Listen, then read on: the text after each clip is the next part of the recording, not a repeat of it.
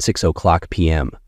The warm kitchen lights spilled across the marble countertop in their 3-story brownstone, tucked in Boston's Beacon Hill. Clara Jensen placed the final dinner plate on the table, adjusting the cloth napkin with the unconscious precision of someone who'd spent years mastering the art of small details. The scent of lemon butter sauce wafted from the oven, wrapping the space in comfort. Everything was ready, as always. In 30 minutes, Ethan Grant would walk through the front door, tie loosened, half smile in place, the silent signal that today hadn't been too bad. After nearly a decade of marriage, Clara knew the rhythm of his days like the back of her hand. Black coffee, no sugar, shirts ironed to military standards. A goodbye kiss lasting precisely 3 seconds. These small rituals had become the scaffolding of her world, predictable, reassuring, safe. Footsteps echoed from upstairs. Lily and Ava, 10-year-old twins, were bickering over the Bluetooth speaker. "Mom, Ava's playing Taylor Swift again," Lily shouted. "You already got your turn," Ava yelled back, laughter hidden inside her indignation. Clara smiled, wiping her hands on her apron before stepping away from the stove.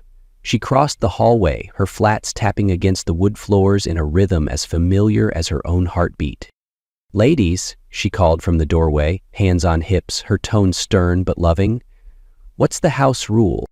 15 minutes each, they recited together. That sing-song voice only children used when repeating well-worn rules. And who just played their song? Lily hesitated.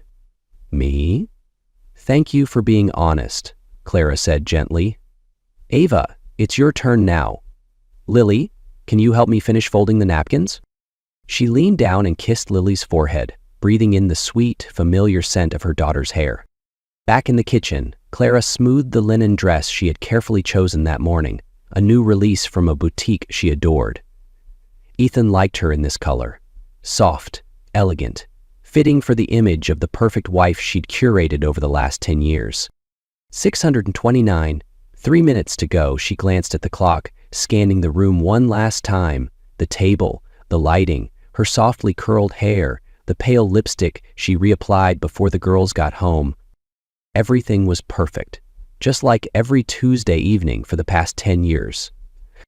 Except this time, her heart felt uneasy, a small disturbance, thin as breath, but undeniable. And then came the sound of the front door, soft, certain. Clara heard the soft click of the key, then the door opening. She turned instinctively, a practiced smile already on her face. Ethan walked in as he always did, gray overcoat slung across one arm, his briefcase heavy in the other. But instead of his usual greeting kiss, he went straight into the kitchen and dropped the case onto the table with a sharp, final thud. "Hi," Clara said gently, moving toward him. Her hand reached for his arm, the same way it always did, but this time Ethan stepped slightly back.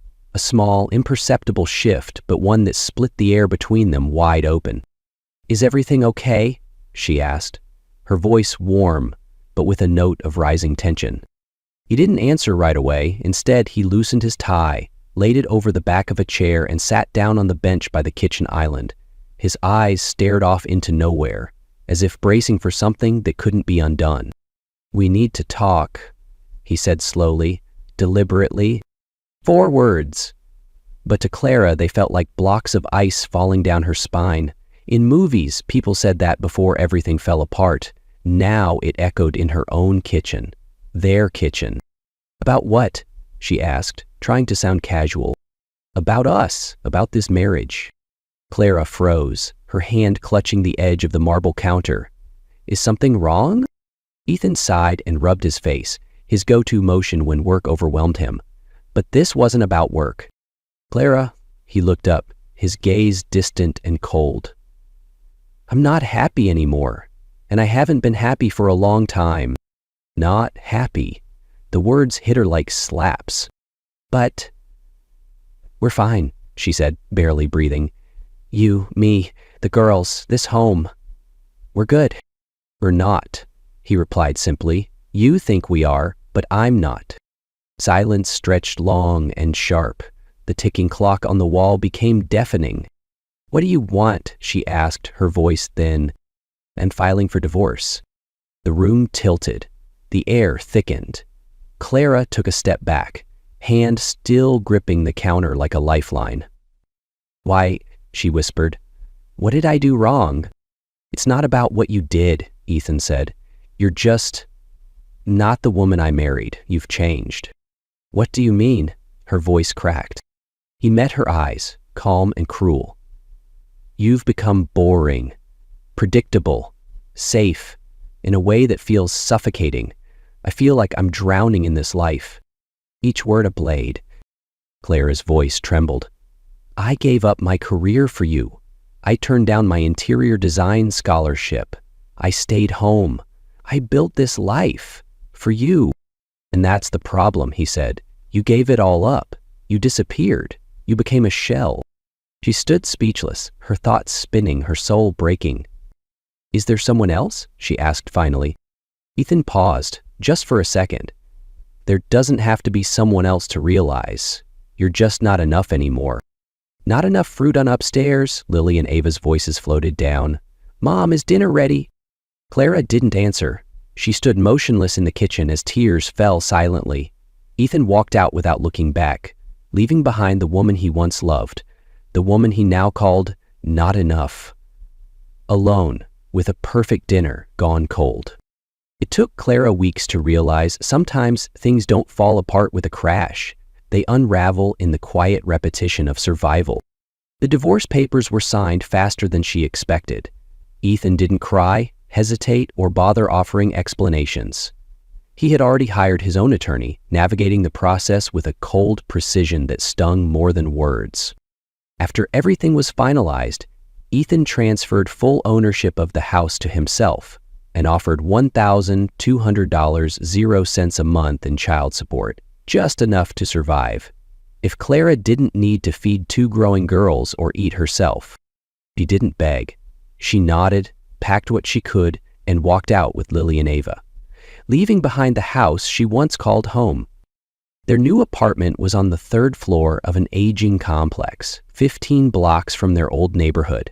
The pipes leaked, the walls were damp, and the windows squeaked in every gust of wind.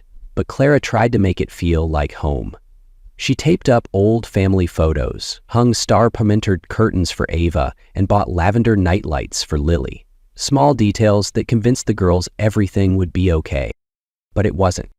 Every morning, Clara woke at 5 a.m. She made ham sandwiches, wrapping them neatly in foil for the girls' lunchboxes. Then she walked 20 minutes to a downtown office building to scrub floors, clean bathrooms, and empty trash bins. It was exhausting work.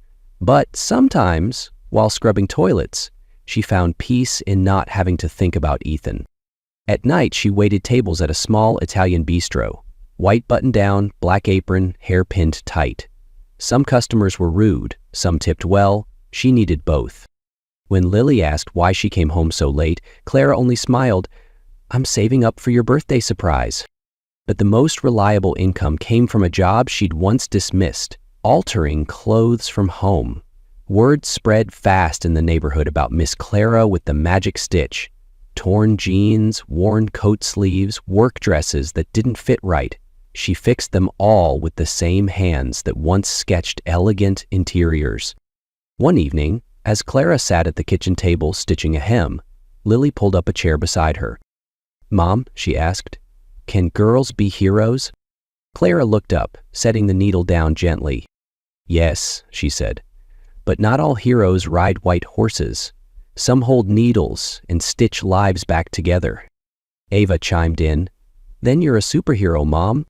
Clara laughed, her first real laugh in weeks. She pulled them both into her arms and held them tight. In that moment, under the kitchen's dull glow, she knew, if not for herself, she would survive for these 2 little girls. One cold December night, while cleaning the 17th floor of a financial tower, Clara paused outside a conference room. On the table, a stack of fashion magazines caught her eye. Under the ceiling lights, the glossy cover shimmered. A woman in a deep red suit, eyes blazing. The headline read, "Redefining Power." Clara sank into a swivel chair and flipped through the pages. The designs inside reminded her of dreams she once buried. Sharp cuts, bold shapes, not made to seduce, but to stand tall. Her eyes paused on a detail near the hem of one dress, a thick, exposed seam, like a scar left on purpose. Clara smiled. She understood. The designer had been broken once and chose not to hide the cracks. That night, for the first time since the divorce, Clara went home not just exhausted, but full of an idea. That idea followed Clara all through the night. It didn't shout, it didn't burn, it simply knocked. Softly, steadily. Remember who you were? The next morning, while folding laundry for a client, Clara found an old notebook tucked in a box from her college days. The leather cover was cracked, the pages yellowed, but inside were pencil sketches, graceful lines of dresses, bold forms of jackets, designs she had drawn for no reason other than beauty and the belief that it mattered.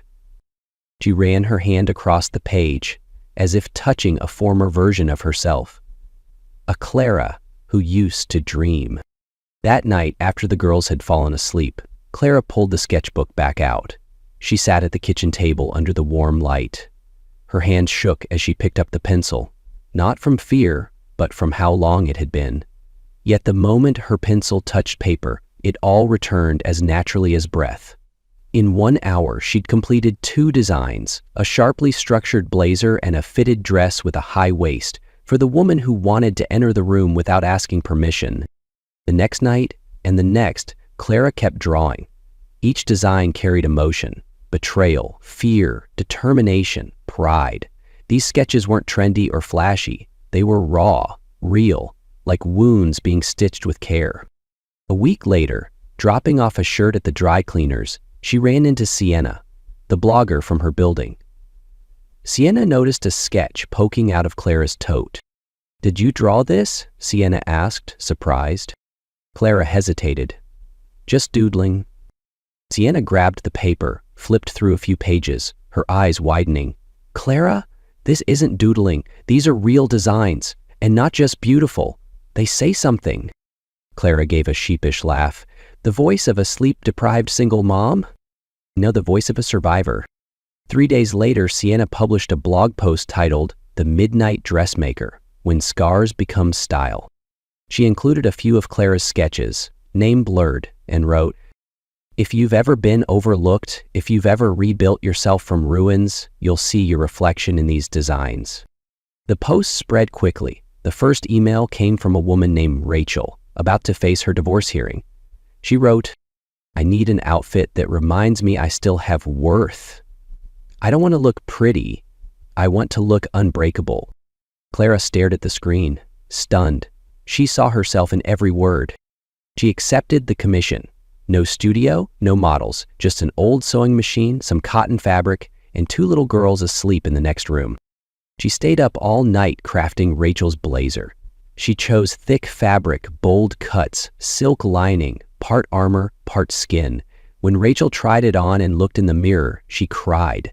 Not because it was beautiful, but because it gave her back a part of herself she thought was lost. Then came 2 more clients, then 5, then 10. Each woman had her story. One had escaped abuse. One was denied a promotion for not looking assertive enough. One just wanted to be seen.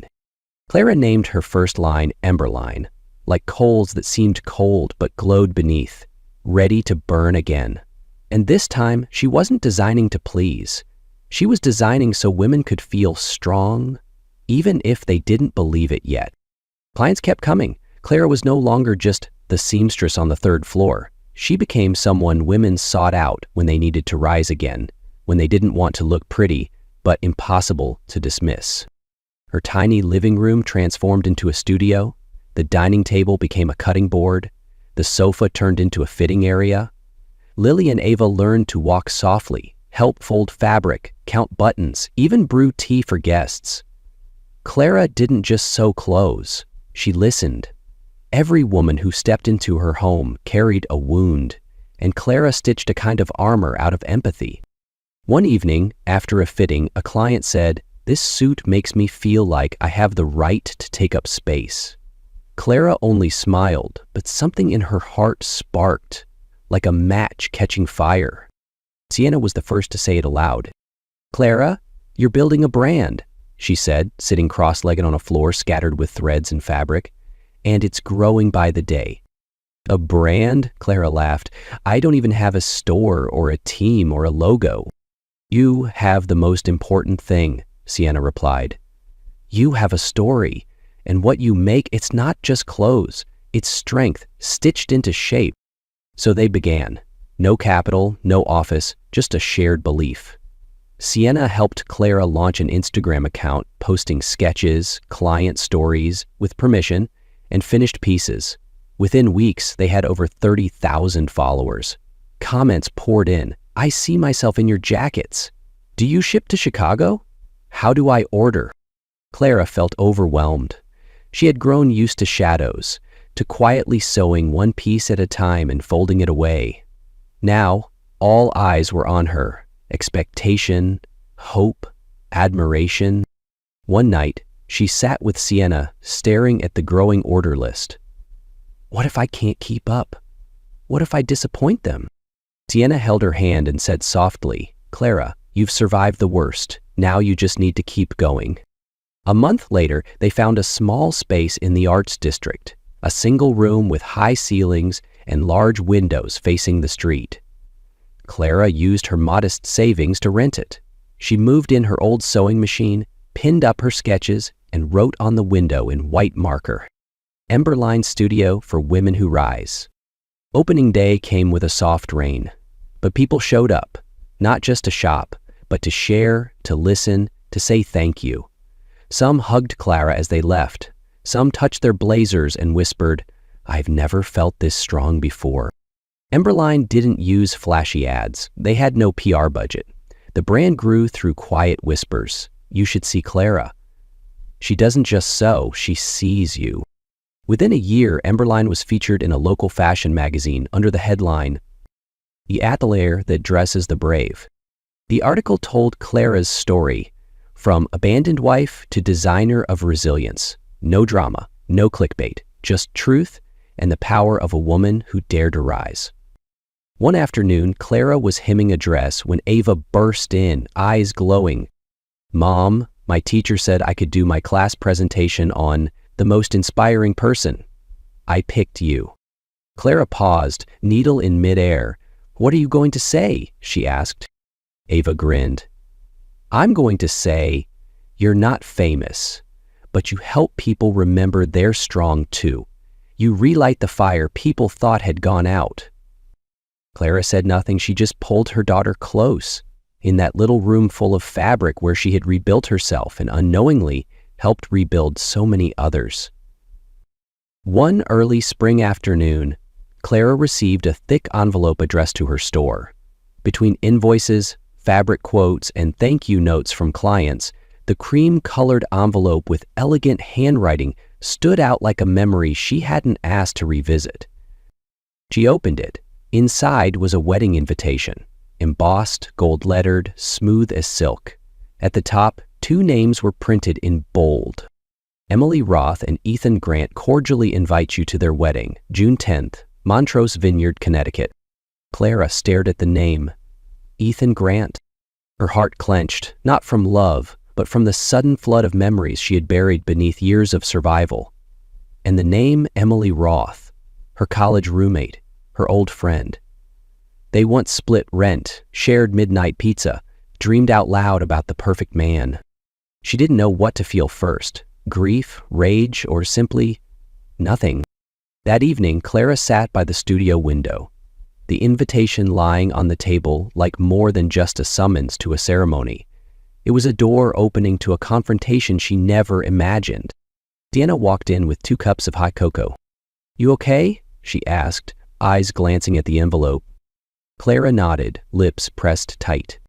"You thinking of going?" Sienna asked gently. Clara stayed silent, then said quietly, "She's an old friend, and she has no idea about me and Ethan. I think he erased me from the story."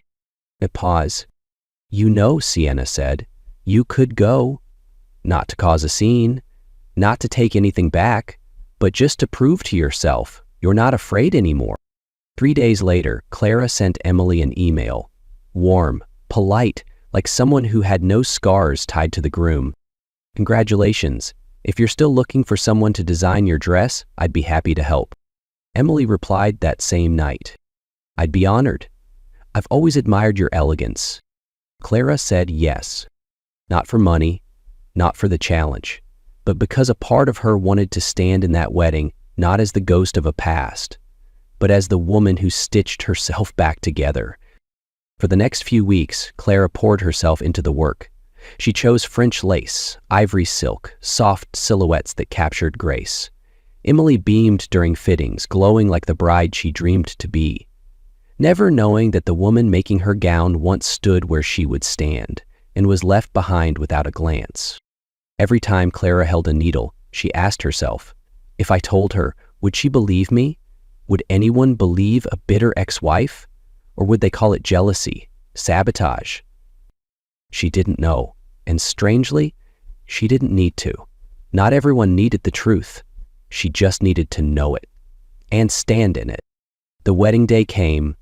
Clara wore a soft cream suit, hair pinned back, no spectacle. She sat in the back row among strangers who had no idea who she was. But her heart didn't tremble like it used to. It simply beat, quietly, steadily. When the music played, Emily appeared in the dress Clara had made, pure, radiant. Ethan stood at the altar, gaze calm as if nothing before this day had ever existed. And in that moment, Clara realized he had truly erased her. No mention, no acknowledgement, as if she hadn't stayed up with him through sleepless, jobless nights, hadn't borne his 2 daughters, hadn't stitched his suit before the interview that changed his life. Clara smiled, not out of pain, but because, finally, she didn't need his recognition to exist. Clara didn't know what kept her from leaving after the ceremony. She could have walked away once Emily stepped onto the aisle, glowing in the gown Clara had made. That moment alone would have been enough, a quiet, invisible triumph. But something made her stay. A pull, soft but unrelenting, like a red thread waiting to be tied at its end. The reception took place behind the vineyard, beneath paper lanterns and glasses of white wine. Laughter echoed through the night like nothing bad had ever happened. Clara sat alone at a table in the back, surrounded by strangers. She watched Ethan from across the lawn. He looked happy, or at least practiced. The way he placed his hand gently on Emily's back, the way he smiled just right, raised his glass with charm. Picture perfect. No one would guess he was the man who once left his wife and children in the middle of a Tuesday afternoon for a new life. Clara poured herself a small glass of wine. She didn't usually drink, but tonight she allowed it, for the silence, for the stillness. Then she heard it. I heard the groom was married before, a blonde woman whispered to her friend at the next table. They say the ex-wife kidnapped their son and disappeared. No one knows where she went. Clara set her glass down. It hadn't even touched her lips. They say Ethan never talks about it, the other woman replied. But if I lived through something like that, I'd want to forget too. Must be mental health issues, the blonde nodded. What kind of woman leaves her child and vanishes like that? Clara stood. Not in a rush, not in anger, just stood, like someone done with silence. She walked calmly into the center of the reception, where Ethan and Emily stood beside the wedding cake. Cameras clicked, music played, applause drifted through the air until it didn't. Ethan turned. His eyes met hers, and for a moment, his face shifted. Surprise, fear, and then denial. Clara smiled. Sorry to interrupt, she said softly. Heads turned. The laughter thinned. The room, or rather the world, seemed to exhale and hold. I just wanted to say congratulations, Clara said, looking at Emily. The dress suits you. You look beautiful. Emily smiled politely, clearly confused. Thank you, Clara. It's because of you. But there's one more thing, Clara continued. I think, maybe, The people here should know a little about the man they're celebrating. Ethan started Clara. She raised a hand to stop him. We were married once, Clara said, voice steady, eyes on him. We have 2 daughters. Ethan left us to find a new life. I'm not here to take anything back. I'm here to remind him that some truths don't stay buried. They live in the eyes of the people you left behind. Silence. From the far side of the lawn, Lily and Ava walked up beside her. Clara placed a hand on each girl's shoulder. This is Lily, and this is Ava, my daughters, and Ethan's daughters too. Ethan froze. Emily lifted a trembling hand to her mouth. She stepped back slightly, her eyes wide with realization. Clara bowed her head gently, a quiet farewell, then turned and walked away with her girls, not rushed, not broken. She didn't wait for apologies. She didn't need them. Outside, the sky had begun to darken. Clara took a long breath. Lily squeezed her hand. Are you okay, Mom? Clara smiled. I've never been stronger. 3 days after the wedding, Ethan sent Clara an email. Just one line. I'm sorry if that still matters. Clara read it more than once, but she didn't reply. She didn't feel angry. She didn't feel pleased. She just felt nothing. It was like someone asking if they left the patio chair out after a hurricane already passed. Forgiveness, Claire used to believe, that was the destination, that someday Ethan would realize his mistake, apologize, and she would forgive. But now, after everything, she understood. Forgiveness wasn't what she needed. She didn't need Ethan to bow. She didn't need him to suffer or atone. What she needed was freedom. The next morning, Clara walked around the lake. The sky was clear, the breeze soft, the water still. Like a mirror reflecting her new life. Not perfect, but real. In her hands was a brand new sketchbook. Blank, untouched. But this time, it didn't feel empty. It felt full of possibility, of something beautiful that no longer came from pain. Lily and Ava biked ahead, their laughter ringing through the park like a living symphony. Clara paused under a tree, opened the book, and began to draw. No more armor, no more scars.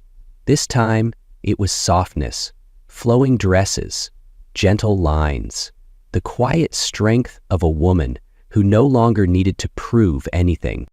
A few months later, Emberline held its first showcase in New York. It wasn't extravagant, it wasn't loud, but it was deeply felt. The collection's theme, wholeness, not wholeness in the eyes of others, but inner wholeness, after the cracks, after the grief. Clara stepped onto the stage, facing rows of guests, journalists, past clients, and women who had once knocked on her door in the middle of breaking. Holding the mic, she spoke calmly. I used to think in order to rise, someone had to pull me up. I used to think I needed an apology to go on. But the truth is, I just needed to believe I was enough. When the models came out, real women, all shapes, all ages, the room didn't erupt. It paused, silent for a single breath, and then came the applause, not for the glamour, but for the truth. That evening, Clara returned home and sat in her little room, the same room where everything began. She looked into the mirror. No makeup, no extravagant gown, just herself, and that was enough. No more questions like, why did you leave me? No more waiting for, do you regret it? No more hoping for someone to finally see her. She had seen herself, whole, scarred, and radiant. No forgiveness needed. No one left to ask.